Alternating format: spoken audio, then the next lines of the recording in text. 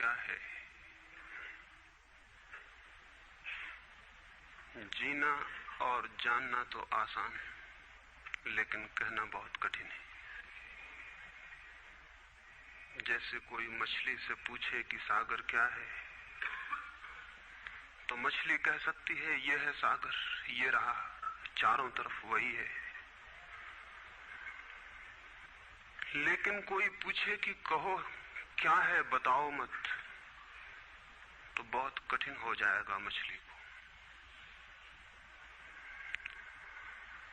आदमी के जीवन में भी जो श्रेष्ठ है, सुंदर है और सत्य है, उसे जिया जा सकता, जाना जा सकता, हुआ जा सकता, लेकिन कहना बहुत मुश्किल है। और दुर्घटना और दुर्भाग्य यह है कि जिसमें जिया जाना चाहिए, जिसमें हुआ जाना चाहिए, उसके संबंध में मनुष्य जाति 5-6 हजार वर्ष से केवल बातें कर रही है। प्रेम की बात चल रही है, प्रेम के गीत गाए जा रहे हैं, प्रेम के भजन गाए जा रहे हैं, और प्रेम का मनुष्य के जीवन में कोई स्थान नहीं है। अगर आदमी के भीतर खोजने जाएं तो प्रेम से ज्यादा असत्य शब्द दूसरा नहीं मिलेगा।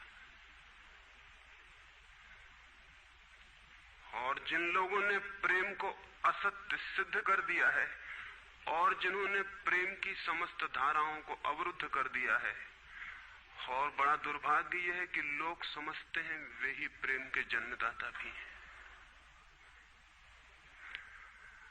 धर्म प्रेम की बातें करता है, लेकिन आज तक जिस प्रकार का धर्म मनुष्य जाति के ऊपर दुर्भाग्य की भांति छाया हुआ है, उस धर्म ने ही मनुष्य के जीवन से प्रेम के सारे द्वार बंद कर दिए। और न इस संबंध में पूरब और पश्चिम में कोई फर्क है, न हिंदुस्तान में और न अमेरिका में कोई फर्क है। मनुष्य के जीवन में प्रेम की धारा प्रकट ही नहीं हो पाई, और नहीं हो पाई तो हम दोष देते हैं कि मनुष्य ही बुरा है, इसलिए नहीं प्रकट हो पाई। हम दोष देते हैं कि ये मन ही जहर है, इसलिए प्रकट नहीं हो पाई। मन जहर नहीं है, और जो लोग मन को जहर कहते रहे, उन्होंने ही प्रेम को जहरीला कर दिया, प्रेम को प्रकट नहीं होने दिया। मन जहर हो कैसे सकता है? इस जगत में कुछ भी जहर नहीं है। परमात्मा के सारे उपक्रम में कुछ भी विष नहीं है, सब अमृत है। लेकिन आदमी ने सारे अमृत को जहर कर लिया है, और इस जहर करने में शिक्षक, साधु संत और तथाकथित धार्मिक लोगों का सबसे ज्यादा हाथ है। इस बात को थोड़ा समझ लेना जरूरी है, क्योंकि अगर ये बात दिखाई न पड़े तो मनुष्य के जीवन में कभी भी प्रेम भविष्य में भी नहीं हो सकेगा। क्योंकि जिन कारणों से प्रेम नहीं पैदा हो सका है, उन्हीं कारणों को हम प्रेम प्रकट करने के आधार और कारण बना रहे हैं। हालतें ऐसी हैं कि गलत सिद्धांतों को अगर हजारों वर्ष तक दोहराया जाए तो फिर हम ये भूल ही जाते हैं कि सिद्धांत गलत है, और दिखाई पड़ने लगता है कि आदमी गलत है, क्योंकि उन सिद्धांतों को पूरा नहीं कर पा रहा है। मैंने सुना है एक सम्राट के महल के नीचे से एक पंखा बेचने वाला गुजरता था और जोर से चिल्ला रहा था कि अनूठे और अद्भुत पंखे मैंने निर्मित किए। ऐसे पंखे कभी भी नहीं बनाए गए, ये पंखे कभी देखे भी नहीं गए हैं। सम्राट ने खिड़की से झांक के देखा कि कौन है जो अनूठे पंखे ले आया। सम्राट के पास सब तरह के पंखे थे, दुनिया के कोने कोने में जो मिल सकते थे। और नीचे देखा, गलियारे में खड़ा हुआ एक आदमी, साधारण 2-2 पैसे के पंखे होंगे, और चिल्ला रहा है कि अनूठे, अद्वितीय। उस आदमी को ऊपर बुलाया और पूछा कि इन पंखों में क्या खूबी है, दाम क्या है इन पंखों के? उस पंखे वाले ने कहा कि महाराज, दाम ज्यादा नहीं है, पंखे को देखते हुए दाम बहुत कम है, सिर्फ 100 रुपए का पंखा है। सम्राट ने कहा 100 रुपए? ये 2 पैसे का पंखा जो बाजार में जगह जगह मिलता है, 100 रुपए दाम, क्या है इसकी खूबी? उस आदमी ने कहा खूबी, ये पंखा 100 वर्ष चलता है, 100 वर्ष के लिए गारंटी है, 100 वर्ष से कम में खराब नहीं होता है। सम्राट ने कहा, इसको देख के तो ऐसा लगता है कि सप्ताह भी चल जाए पूरा तो मुश्किल है। धोखा देने की कोशिश कर रहे हो, सरासर बेईमानी, और वो भी सम्राट के सामने। उस आदमी ने कहा, आप मुझे भली भांति जानते हैं, इसी गलिहारे में रोज पंखे बेचता हूं, 100 रुपए दाम है इसके, और अगर 100 वर्ष न चले तो जिम्मेदार मैं हूं, रोज तो नीचे मौजूद होता हूं, और फिर आप सम्राट हैं, आपको धोखा देके जाऊंगा कहां? वो पंखा खरीद लिया गया। सम्राट को विश्वास तो न था, लेकिन आश्चर्य भी था कि यह आदमी सरासर झूठ बोल रहा है, किस बल पर बोल रहा है। पंखा 100 रुपए में खरीद लिया गया और उससे कहा कि 7वें दिन तुम उपस्थित हो जाना। 2-4 दिन में ही पंखे की डंडी बाहर निकल गई, 7वें दिन तो वो बिल्कुल मुर्दा हो गए। लेकिन सम्राट ने सोचा कि शायद पंखे वाला आएगा नहीं, लेकिन ठीक समय पर 7वें दिन वो पंखे वाला हाजिर हो गया। उसने कहा, कहो महाराज। उन्होंने कहा, कहना नहीं है, ये पंखा पड़ा हुआ है टूटा हुआ, ये 7 दिन में ये गति हो गई, तुम कहते 100 वर्ष चलेगा? पागल हो या धोखेबाज, क्या हो? उस आदमी ने कहा कि मालूम होता है आपको पंखा झलना नहीं आता है। पंखा तो 100 वर्ष चलता ही, पंखा तो गारंटीड है। आप पंखा झलते कैसे थे? सम्राट ने कहा, और भी सुनो, अब मुझे ये भी सीखना पड़ेगा कि पंखा कैसे किया जाता है। उस आदमी ने कहा, कृपा करके बताइए कि इस पंखे की गति 7 दिन में ऐसी कैसे बना दी आपने, किस भांति पंखा किया? सम्राट ने पंखा उठा के करके दिखाया कि इस भांति मैंने पंखा किया। उस आदमी ने कहा, समझ गया, भूल, इस तरह पंखा नहीं किया जाता। सम्राट ने कहा, और क्या रास्ता है पंखा जलने का? उस आदमी ने कहा, पंखा पकड़िए सामने और सिर को हिलाइए। पंखा 100 वर्ष चलेगा, आप समाप्त हो जाएंगे, लेकिन पंखा बचेगा। पंखा गलत नहीं है, आपके जलने का ढंग गलत है। यह आदमी पैदा हुआ है 5-6 हजार या 10 हजार वर्ष की संस्कृति का, यह आदमी फल है, लेकिन संस्कृति गलत नहीं है, यह आदमी गलत है।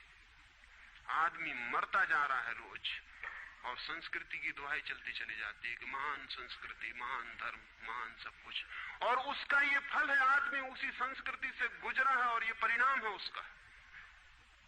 लेकिन नहीं, आदमी गलत है, और आदमी को बदलना चाहिए अपने को। और कोई कहने की हिम्मत नहीं उठाता कि कहीं ऐसा तो नहीं है कि 10,000 वर्षों में जो संस्कृति और धर्म आदमी को प्रेम से नहीं भर पाए, वो संस्कृति और धर्म गलत हो।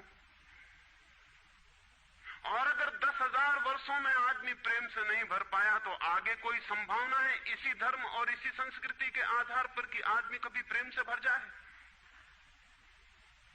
10,000 वर्षों में जो नहीं हो पाया, वो आगे भी 10,000 वर्षों में होने वाला नहीं है, क्योंकि आदमी यही है, कल भी यही होगा।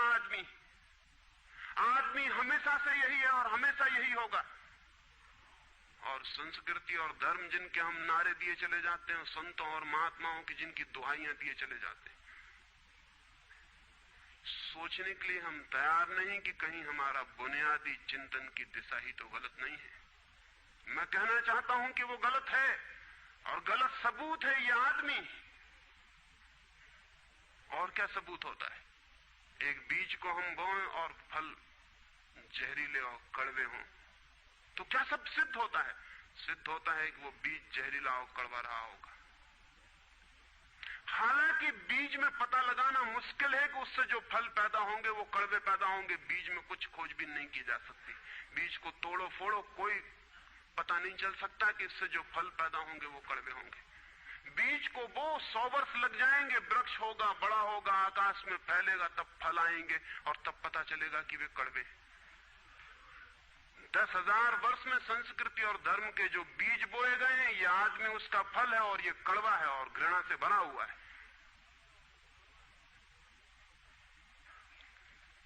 लेकिन उसी की दुहाई दिए चले जाते हैं हम, और सोचते हैं उससे प्रेम हो जाएगा।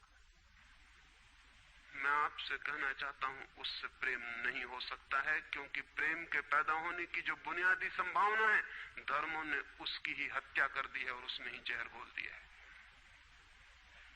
मनुष्य से भी ज्यादा प्रेम पशुओं और पक्षियों में और पौधों में दिखाई पड़ता है। जिनके पास न कोई संस्कृति है न कोई धर्म है। संस्कृत और सुसंस्कृत और सभ्य मनुष्यों की बजाय असभ्य और जंगल के आदमी में ज्यादा प्रेम दिखाई पड़ता है, जिसके पास न कोई विकसित धर्म है, न कोई सभ्यता है, न कोई संस्कृति है। जितना आदमी सभ्य, सुसंस्कृत और तथाकथित धर्मों के प्रभाव में मंदिरों और चर्चों में प्रार्थना करने लगता, उतना ही प्रेम से शून्य क्यों होता चला जाता? जरूर कुछ कारण है, और दो कारणों पर मैं विचार करना चाहता हूं।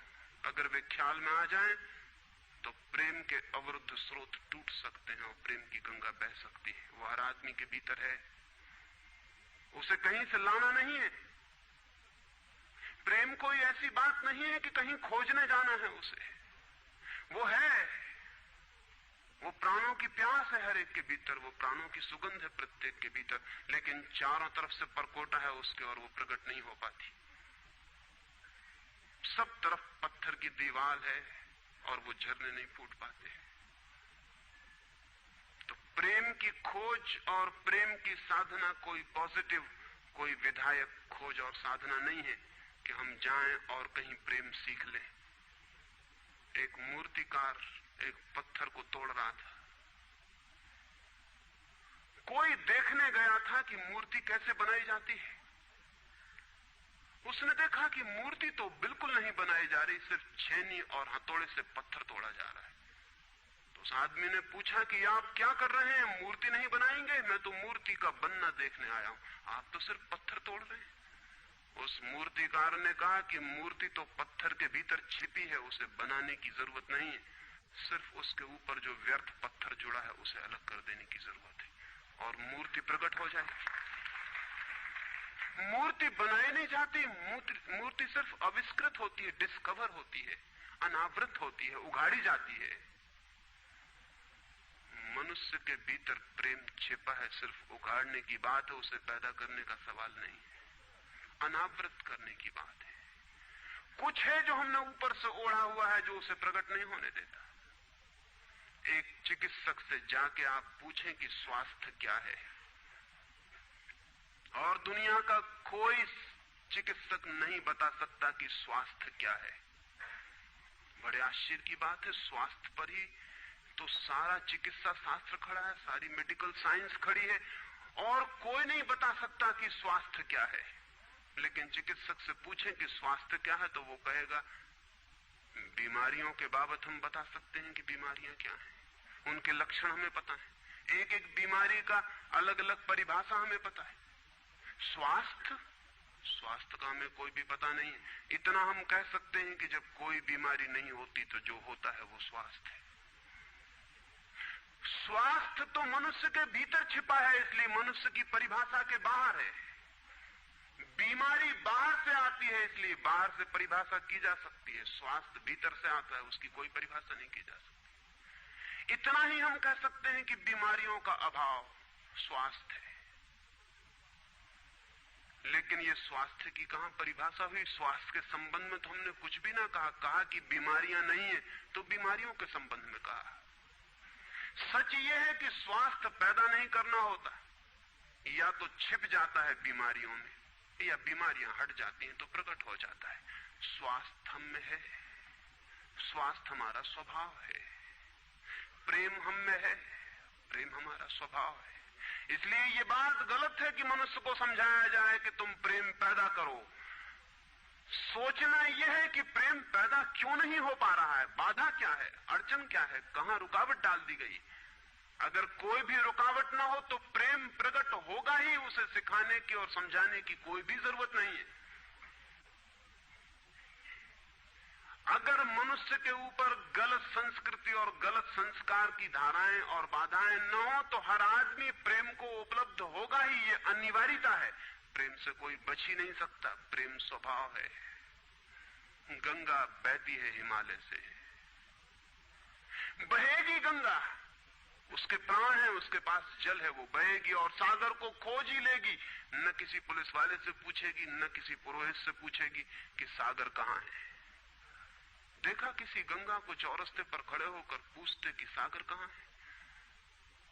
उसके प्राणों में है छिपी सागर की खोज और ऊर्जा है, तो पहाड़ तोड़ेगी, मैदान तोड़ेगी और पहुंच जाएगी सागर तक। सागर कितने ही दूर हो, कितना ही छिपा हो, खोज ही लेगी। और कोई रास्ता नहीं है, कोई गाइड बुक नहीं है कि जिससे पता लगा ले कि कहां से जाना है, लेकिन पहुंच जाती है। लेकिन बांध बांध दिए जाएं, चारों तरफ परकोटे उठा दिए जाएं, प्रकृति की बाधाओं को तोड़ के तो गंगा सागर तक पहुंच जाती है, लेकिन अगर आदमी की इंजीनियरिंग की बाधाएं खड़ी कर दी जाएं तो हो सकता है गंगा सागर तक न पहुंच पाए। ये भेद समझ लेना जरूरी है। प्रकृति की कोई भी बाधा असल में बाधा नहीं है, इसलिए गंगा सागर तक पहुंच जाती है, हिमालय को काट के पहुंच जाती है। लेकिन अगर आदमी इजाद करे, इंतजाम करे, तो गंगा को सागर तक नहीं भी पहुंचने दे सकता है। प्रकृति का तो एक सहयोग है, प्रकृति तो एक हार्मनी है। वहां जो बाधा भी दिखाई पड़ती है वो भी शायद शक्ति को जगाने के लिए चुनौती है। वहां जो विरोध भी दिखाई पड़ता है वो भी शायद भीतर प्राणों में जो छिपा है उसे प्रकट करने के लिए बुलावा है। वहां शायद कोई बाधा नहीं है। वहां हम बीज को दबाते हैं जमीन में,